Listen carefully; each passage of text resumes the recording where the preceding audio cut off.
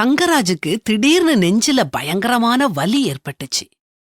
தலை சுற்றிக்கிட்டு கொமட்டிக்கிட்டு வந்துச்சு. தங்கராஜுக்கு ஒண்ணும் ஓடல. அவருடைய அப்பா, அம்மா, தாத்தா எல்லாரும் மாரடைப்பு வந்து இறந்து போனவங்க. ஐயோ, தனக்கும் வந்துட்டுதேன்னு பயந்தாரு. உடனே ஆம்புலன்ஸ கூப்பிட்டாங்க.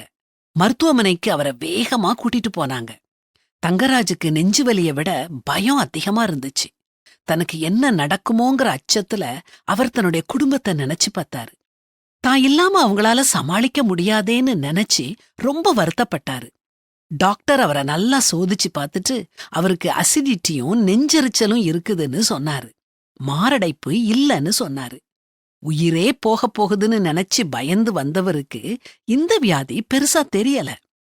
தனக்கு மாரடைப்பு இல்லன்னு தெரிஞ்சதும் தங்கராஜ் அடைஞ்ச சந்தோஷத்துக்கு அளவே இல்ல.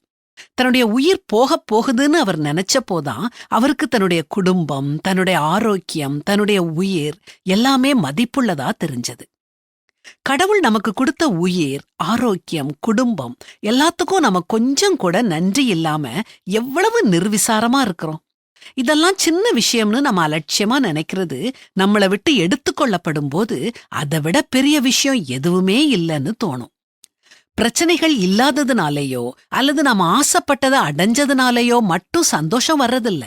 நம்ம வாழ்க்கையில கடவுள் கொடுத்திருக்கிற உறவு, நட்பு, ஆரோக்கியம் இவைகள் எல்லாத்தையும் புரிஞ்சு இவைகளுக்கு முக்கியத்துவம் கொடுத்து கடவுளுக்கு நன்றியோட இருக்கிறதுல தான் உண்மையான சந்தோஷம் இருக்குது.